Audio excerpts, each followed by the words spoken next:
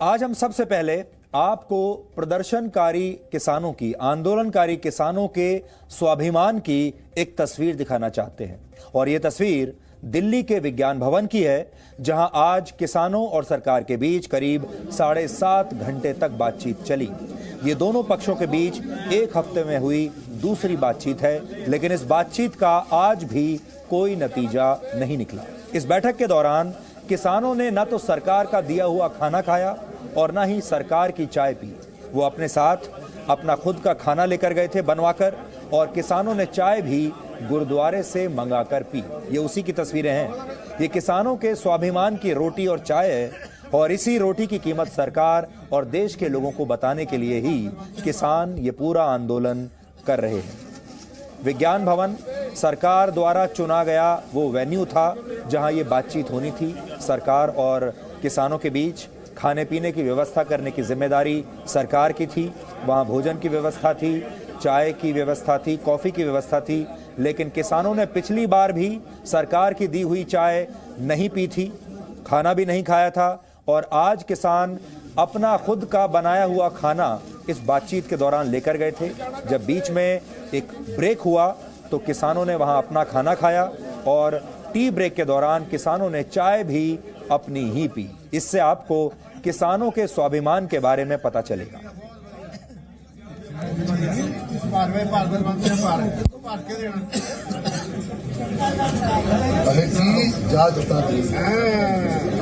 जट्टां दी दुकान राय साहब खुला रहन दिओ, राय साहब खुला रहन दिओ। बोल नहीं चुकाउण दी लोड़ चाह रहे बहुत है। ये किसानों की खुददारी है। वो सरकार के साथ बैठक में अपना खाना भी अपने साथ लेकर आते हैं और चाय भी गुरुद्वारे से मंगाकर पीते हैं। पहले राउंड की बातचीत के दौरान भी किसानों ने सरकार की चाय पीने से ऐसे ही इनकार कर दिया था और कहा था कि दिल्ली के सिंगू बॉर्डर पर खीर तैयार है, और अगर सरकार के प्रतिनिधि और मंत्री चाहें तो किसानों के साथ वहीं बैठकर खीर खा सकते हैं। उन्होंने इन्हें आमंत्रण दिया, सरकार के मंत्रियों को, कि आप वहां बॉर्डर पर जहां हम आंदोलन कर रहे हैं वहां पर आइए, हमारे साथ बैठिए, हम आपको खीर खिलाएंगे, हम आपको जलेबी भी गर्मा गर्म वहां पर खिलाएंगे। आज देश के इन किसानों ने पूरे देश के लोगों को एक संदेश देने की कोशिश की है, और वो ये है कि वैचारिक ईमानदारी क्या चीज होती है, वो आप इन किसानों से सीख सकते हैं। जब कोई किसान कड़ी धूप में परिश्रम करता है और अन्न उगाता है, तभी राजा से लेकर प्रजा तक की थाली में खाना पहुंचता है। इसलिए अगर आप भी इस समय खाना खा रहे हैं तो सबसे पहले इन किसानों को धन्यवाद कहिए। इस समय जो भोजन आपको मिल रहा है वो इन्हीं किसानों ने कड़ी मेहनत करके आपके लिए उगाया है। शायद भारत दुनिया का अकेला ऐसा देश होगा जो देश के सबसे अमीर व्यक्ति को भी अनाज वाली सब्सिडी देता है। इसलिए अब समय आ गया है कि किसानों को हमारी सरकारें और हमारे देश के नेता वोट बैंक मानना बंद करें और गंभीरता से उनकी समस्याओं का इलाज करें, और उन्हें हमेशा के लिए सुखी बनाएं और समृद्ध बनाएं। इस समय किसानों की सबसे बड़ी समस्या नए कृषि कानून है, और अफसोस कि इसका इलाज आज भी मिल नहीं पाया। 7.5 घंटे तक चली बैठक आज भी बिना किसी नतीजे के समाप्त हो गई। यानी इसमें सरकार और किसानों के बीच कोई समझौता नहीं हो पाया। ये एक हफ्ते में किसानों और सरकार के बीच हुई दूसरी बैठक थी, लेकिन कुल मिलाकर अब तक दोनों पक्षों के बीच 4 राउंड की बातचीत हो चुकी है। अब 5 दिसंबर को दोपहर 2 बजे 5वें राउंड की बातचीत होगी, यानी इस हफ्ते तीसरे राउंड की बातचीत होगी। सरकार के साथ बातचीत में आज 40 से ज्यादा किसान संगठनों ने हिस्सा लिया था। पिछली बैठक में यह संख्या 35 थी, लेकिन आज 40 प्रतिनिधि पहुंचे, जबकि सरकार की तरफ से इस बार भी बैठक में कृषि मंत्री नरेंद्र सिंह तोमर, रेल मंत्री पीयूष गोयल और वाणिज्य राज्य मंत्री सोम प्रकाश ने हिस्सा लिया। यानी सरकार की तरफ से जो टीम है उसमें सिर्फ 3 लोग हैं, और किसानों की जो टीम है उसमें 35 से 40 लोग हैं। इस बैठक में सरकार ने किसानों को भरोसा दिलाया कि मिनिमम सपोर्ट प्राइस यानी एमएसपी की व्यवस्था थी, यह व्यवस्था है, और यह व्यवस्था भविष्य में भी जारी रहेगी। सबसे बड़ा भरोसा जो किसानों को दिया गया है सरकार की तरफ से वो ये है कि एमएसपी जारी रहेगी, क्योंकि लगातार किसानों को यह गलतफहमी थी कि एमएसपी की व्यवस्था को समाप्त कर दिया जाएगा, लेकिन आज फिर से इन्हें यह कहा गया कि एमएसपी की व्यवस्था जारी रहेगी। इसके अलावा सरकार ने यह भी कहा कि सरकार एपीएमसी को समाप्त नहीं करेगी बल्कि मजबूत करेगी। सरकार अहंकार में नहीं है बल्कि वो किसानों की आशंकाओं का समाधान करना चाहती है, ऐसा सरकार के प्रतिनिधियों का कहना है। किसान सरकारी मंडियों के बाहर जो भी अनाज बेचेंगे उसमें भी किसानों के हितों का पूरा ध्यान रखा जाएगा। किसानों से फसल खरीदने वालों का रजिस्ट्रेशन होगा, पैन कार्ड का इस्तेमाल होगा और सरकार यह सुनिश्चित करेगी कि दोनों जगह लगने वाले टैक्स में कोई अंतर न हो। किसानों को यह चिंता है कि अगर फसल खरीदने वालों से उनका कोई विवाद होता है तो नए कानून के मुताबिक उसकी सुनवाई एसडीएम की कोर्ट करेगी। ऐसे में उन्हें न्याय नहीं मिल पाएगा।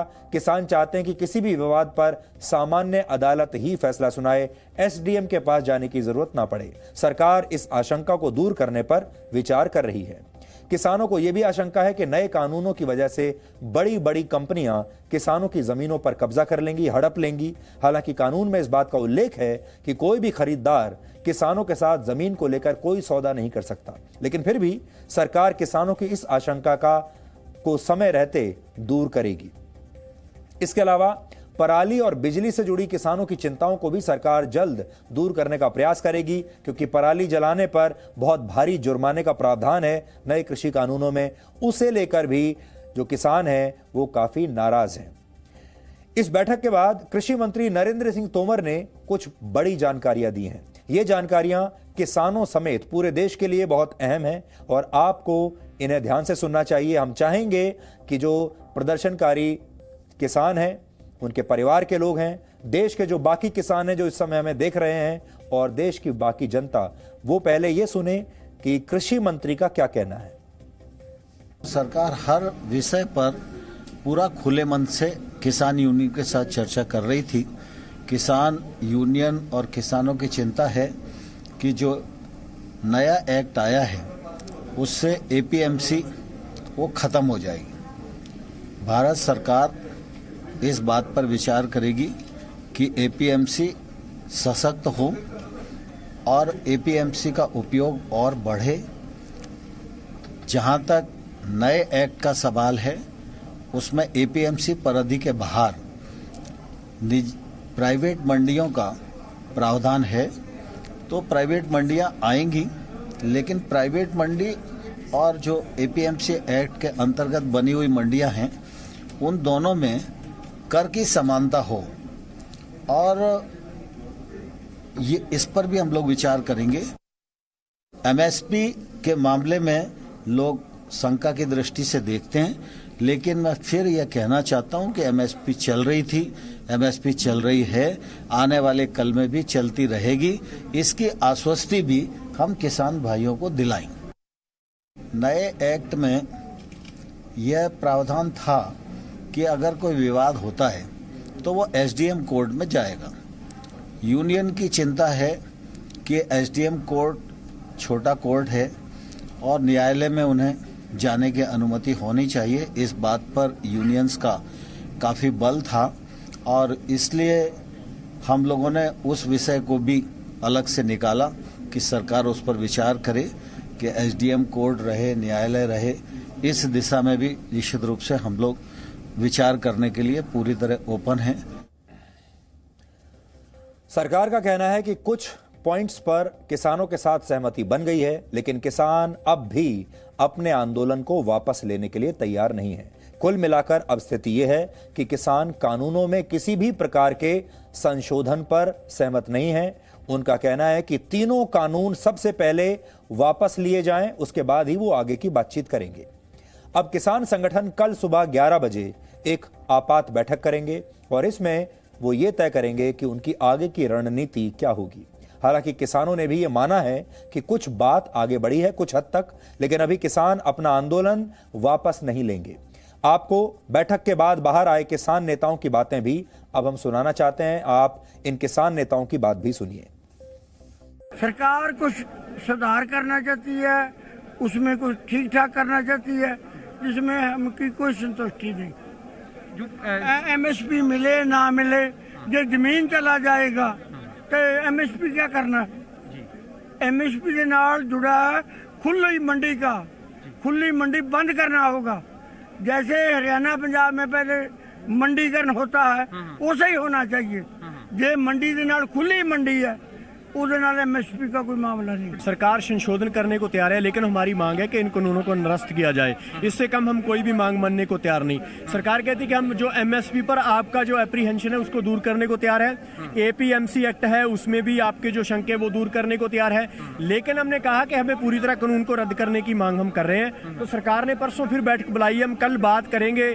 सभी संगठन के परसों सरकार से बात करनी है कि नहीं करनी है। अपनी दो टूक बात रख दी कि आपके पास दो ही रास्ते हैं, चाहे तो कानून निरस्त कर दें, चाहे हमें लाठी गोली से आप मारकर भगा दें। हम ऐसे नहीं जाने वाले। आज एक बात तो हमें समझ पड़ती है, आगे हम जाते थे मीटिंग में, हम किसान अपनी बात रखते थे, सरकार के मंत्री सुनी जाते थे, सुनने के बाद बोलते थे कानून तो अच्छे हैं।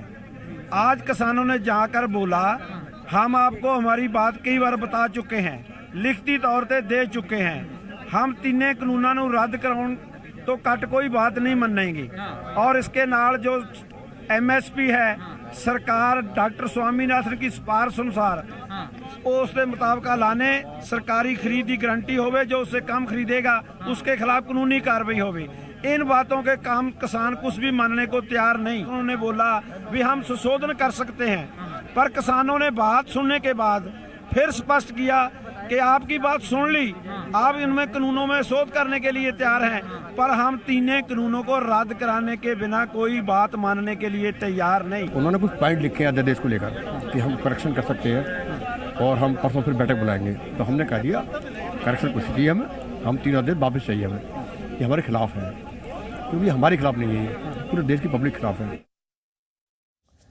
अब हम आपको ये बताते हैं कि आज की जो बैठक है जो लगभग 7 घंटे तक चली है, इसमें क्या क्या हुआ। ये बैठक आज दोपहर को 12:25 पर शुरू हुई। शुरुआत किसान नेताओं के बोलने से हुई। सबसे पहले उन्हीं को मौका दिया गया कि आप बोलिए, और किसान नेताओं ने तीनों कृषि कानूनों की खामियां गिनानी शुरू की। बीच में सरकार की तरफ से किसान नेताओं के भ्रम को दूर करने की कोशिश की गई, लेकिन ज्यादातर किसान नेताओं के तेवर बड़े तीखे थे, जिसके बाद सरकार की तरफ से कहा गया कि पहले आप सब अपनी अपनी बात कह लीजिए। इसके बाद फिर से किसान नेताओं ने बोलना शुरू किया। ज्यादातर किसान नेता कानूनों की क्लॉज बाय क्लॉज कमियां गिनाने की बजाय ये मांग कर रहे थे कि तीनों ही कानूनों को किसी भी सूरत में बर्दाश्त नहीं किया जाएगा और इन्हें पूरे के पूरे कानूनों को पहले रद्द किया जाए।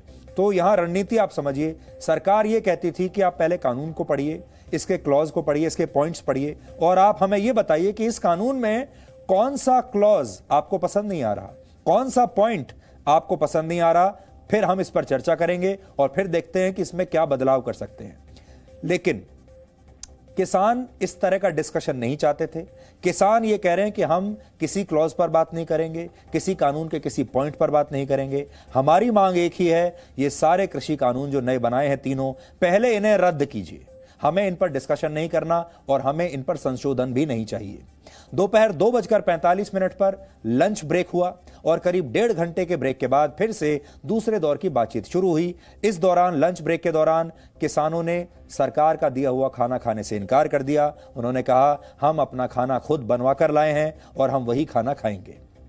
शाम 4:15 बजे फिर से बातचीत शुरू हुई। किसान नेताओं ने जो बातें रखी, सरकार ने एक एक करके उन सारे पॉइंट्स के जवाब दिए।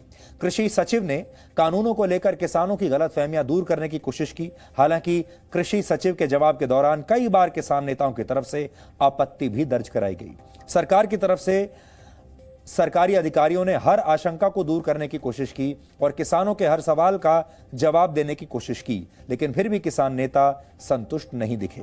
इसके बाद शाम 6 बजे चाय का ब्रेक हुआ। 6:50 पर तीसरे राउंड की बातचीत शुरू हुई। चाय के ब्रेक के दौरान भी किसानों ने कहा हम आपकी दी हुई चाय भी नहीं पिएंगे, और उन्होंने गुरुद्वारे से अपनी चाय मंगवाई और फिर वही चाय उन्होंने पी। यानी वैचारिक ईमानदारी जो उन्होंने दिखाई है वो आज पूरे देश को सीखनी चाहिए।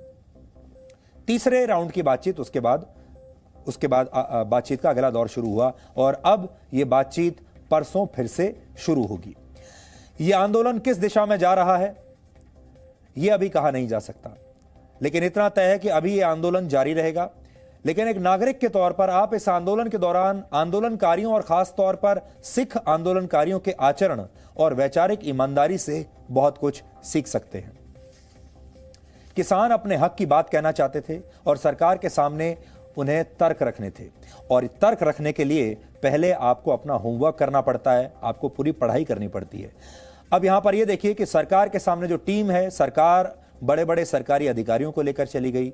सरकार के पास कृषि सचिव हैं, दूसरे बड़े सरकारी अधिकारी हैं, मंत्री हैं, जिनके फिंगर टिप्स पर इन नए कानूनों के बारे में सारी जानकारी है। लेकिन किसानों को इसके लिए बहुत मेहनत करनी पड़ेगी। तो अब हम आपको ये तस्वीर दिखा रहे हैं, बातचीत करने के लिए जब किसान जा रहे थे एक बस में, उस बस में किसान नेता कैसे अपने नोट्स पढ़ते हुए जा रहे थे, कैसे अपनी तैयारियां करते हुए जा रहे थे, कैसे अपने पॉइंट्स बना रहे थे, ये उसकी एक तस्वीर हम आपको दिखाना चाहते हैं। क्योंकि इनका मुकाबला सरकार के बड़े बड़े अधिकारियों से था, इनका मुकाबला था मंत्रियों से।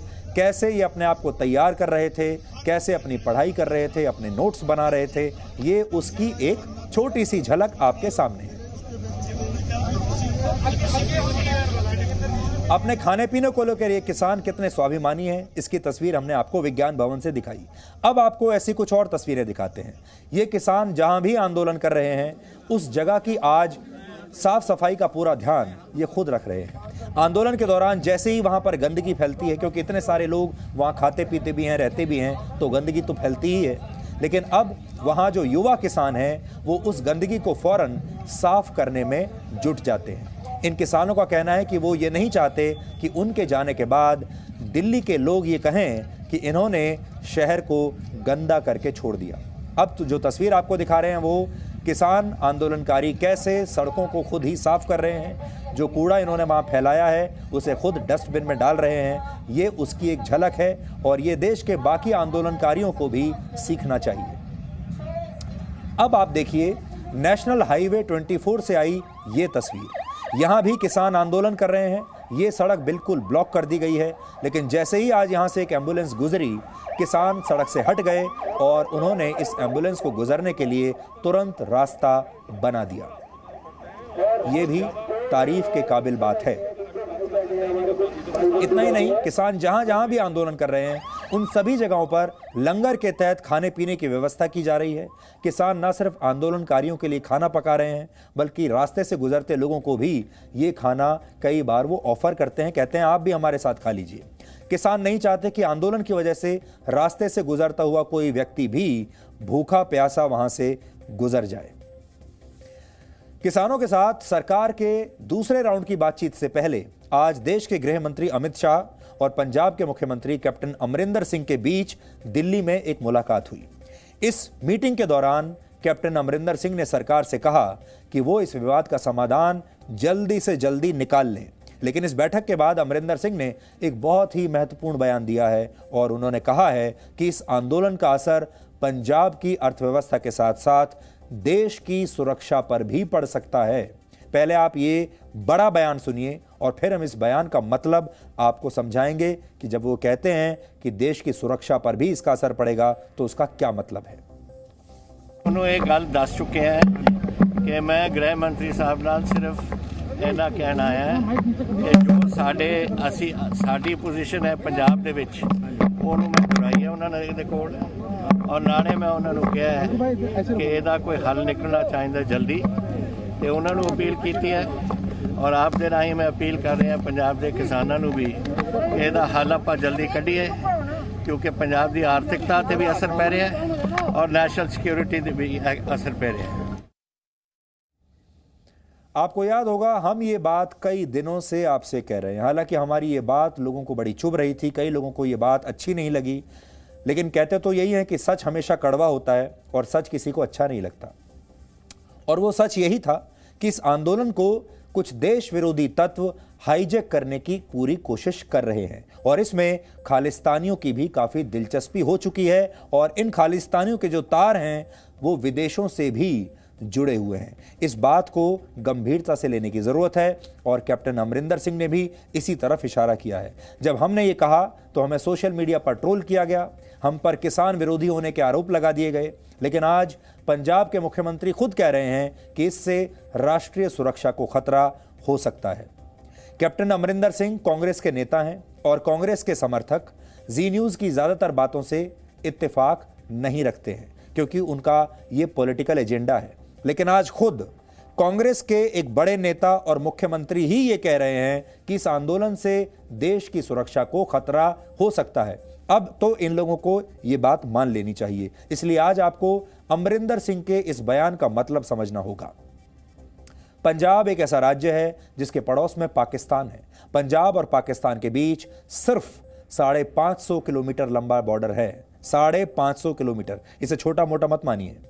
पंजाब के बहुत करीब होने की वजह से पाकिस्तान इस आंदोलन के बहाने कट्टरवादी ताकतों को, अलगाववादी ताकतों को भारत के खिलाफ सक्रिय कर रहा है और इस आंदोलन में आतंकवाद की मिलावट भी वो कर सकता है, वो इसके लिए सक्षम है। 1980 के दशक में पंजाब ने आतंकवाद का काला दौर देखा है। इस दौरान पंजाब में लगातार चरमपंथी और अलगाववादी ताकतों का उदय हो रहा था। ये दौर 1990 तक चला, यहां तक कि पूर्व प्रधानमंत्री इंदिरा गांधी की हत्या भी इसी का नतीजा थी। इसलिए कैप्टन अमरिंदर सिंह इस खतरे को बहुत अच्छी तरह से पहचान रहे हैं। इस आंदोलन के नाम पर विदेशों में बसे भारतीयों को भी भड़काया जा रहा है और इसमें विदेशों से संचालित खालिस्तानी आतंकवादी संगठन बहुत बड़ी भूमिका निभा रहे हैं। ऐसे ही एक संगठन का नाम है सिख फॉर जस्टिस, जिसने इस आंदोलन में शामिल किसानों को 7.5 करोड़ रुपए की मदद देने का ऐलान किया है। यह संगठन खालिस्तान के नाम पर भारत में आतंकवाद फैलाने का काम करता है और इससे जुड़े कई आतंकवादियों की संपत्तियां पिछले ही दिनों भारत की सुरक्षा एजेंसियों ने जब्त की हैं। खालिस्तान की मांग करने वाले कई अंतर्राष्ट्रीय संगठन अब विदेशों में रहने वाले सिख युवाओं को भड़का रहे हैं और इन्हें पैसा देकर भारत सरकार के खिलाफ रैलियां आयोजित करवाई जा रही हैं। इन्हीं सब बातों की वजह से कैप्टन अमरिंदर सिंह इसे राष्ट्रीय सुरक्षा के लिए खतरा बता रहे हैं और आपने कनाडा के प्रधानमंत्री का बयान तो सुन ही लिया था। अब आप सोचिए, कनाडा में बैठे हुए वहां के प्रधानमंत्री भी इस किसान आंदोलन पर अपना बयान दे रहे हैं। इससे आपको यह समझ में आ जाएगा कि कुछ ताकतें ऐसी हैं जो इसे अंतर्राष्ट्रीय मुद्दा बनाना चाहती हैं। किसान आंदोलन को लेकर अब अवार्ड वापसी गैंग भी सक्रिय हो गया है और इस बार इस गैंग में कुछ नए नाम शामिल हुए हैं। अब एक नई टीम आई है।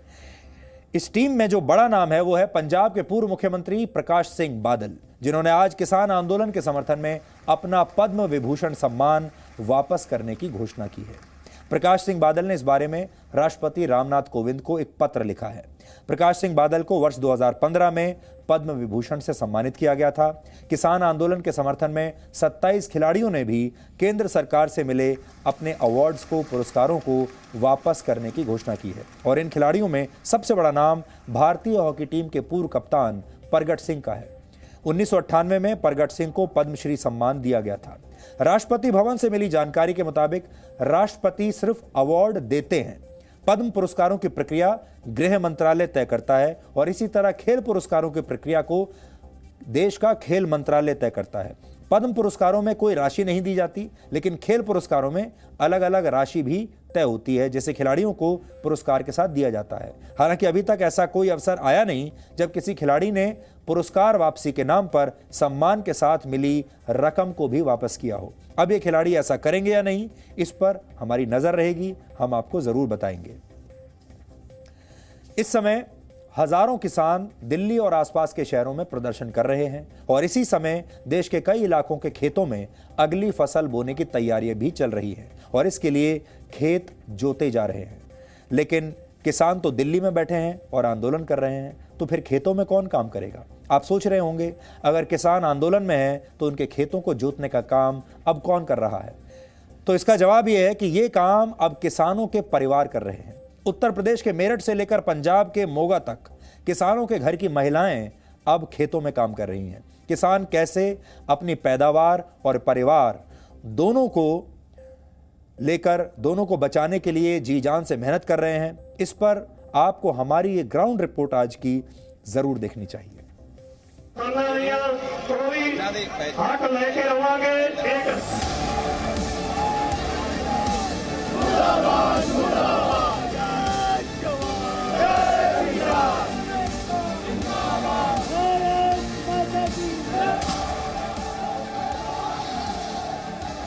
घर के पुरुष दिल्ली बॉर्डर पर धरने पर बैठे हैं तो खेत की जिम्मेदारी घर की महिलाओं ने उठा रखी है।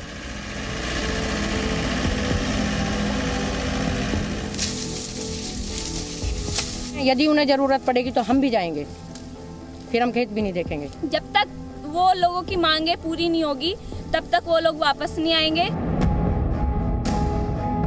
ये नीशू चौधरी हैं, पोस्ट ग्रेजुएशन कर रही हैं, लेकिन लॉकडाउन में कॉलेज बंद होने के बाद मेरठ अपने गांव आ गई। पढ़ाई घर से ही चल रही थी, लेकिन पिता के किसान आंदोलन में जाने के बाद अब खेत की जिम्मेदारी संभाल रही हैं। नीशू के पिता और भाई कृषि कानून के खिलाफ किसान आंदोलन का हिस्सा हैं और इस समय दिल्ली की सीमा पर धरने पर बैठे हैं और नीशू पिता और भाई की जिम्मेदारी को पूरा करने खेत में उतर आई हैं। गन्ने की फसल काटने का वक्त आ गया है, इसीलिए नीशू ने इस काम को अपने हाथों में ले लिया है। मेन वजह यह है कि जो किसान आंदोलन चल रहा है दिल्ली में, उसमें क्या है, उसमें मेरे परिवार के मेरे भाई, पापा, ताऊ, चाचा और क्षेत्र के सभी लोग वहाँ पे गए हुए हैं, धरने में बैठे हुए हैं। तो इसलिए हम लोगों को खेत में आके काम करना पड़ रहा है, क्योंकि हमारी फसल खराब हो सकती है और जिसके कारण हमें बहुत नुकसान भरना पड़ सकता है। नीशू को पता है कि कब कटाई होती है और कब जुताई करनी है। अकेली नीशू ही नहीं, गांव की बाकी औरतें भी यही काम कर रही हैं। हम ही नहीं बल्कि मेरी ताई जी, मम्मी, चाची और आसपास क्षेत्र में रहने वाली सभी महिलाएं आजकल खेत में काम कर रही है। और जब तक वो लोगों की मांगे पूरी नहीं होगी तब तक वो लोग वापस नहीं आएंगे। जब तक सरकार उनकी मांगे पूरी नहीं करेगी, चाहे 4 महीने, 6 महीने या पूरा साल क्यों न लग जाए, वो तब तक नहीं आएंगे जब तक उनकी मांगों को पूरा नहीं किया जाएगा।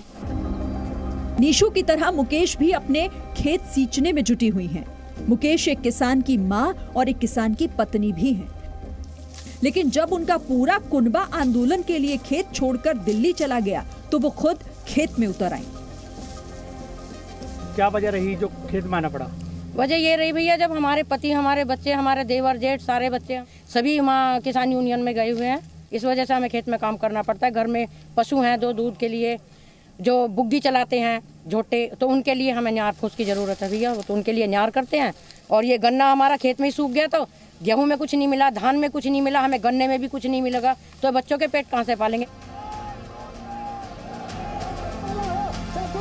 दिल्ली की सीमाओं पर डटे किसानों को भी यकीन है कि वो भले अपने घर में नहीं है, लेकिन घर पर उनकी बेटियां, उनकी पत्नी, उनकी गैर मौजूदगी में ये जिम्मेदारी बखूबी अदा कर रही होंगी।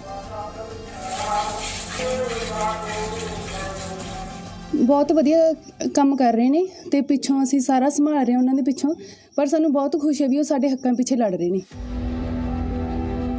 पंजाब के संगरूर के इस गांव में आज सन्नाटा है। गलियों में गिने चुने लोग ही दिखाई दे रहे हैं। कई घरों के बाहर खाली ट्रैक्टर भी खड़े हैं। किसान नहीं है, लेकिन घर की महिलाएं चूल्हा चौका संभालने के साथ ही दिन भर उन सब कामों पर नजर रखती हैं जो घर के पुरुष करते हैं। आज हमने आपको किसानों के परिश्रम, किसानों की निष्ठा, किसानों की खुददारी और उनकी वैचारिक ईमानदारी की तस्वीरें दिखाई हैं और यही वो गुण हैं जो एक किसान को आम लोगों से अलग बनाते हैं और यही वो गुण हैं जो देश के आम लोगों को इन किसानों से जरूर सीखने चाहिए।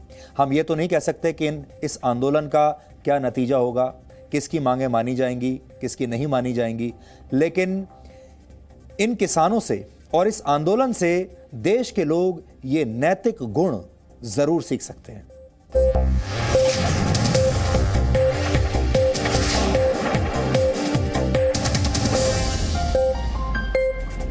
Presenting B News app, available on Google Play and App Store. Download it now.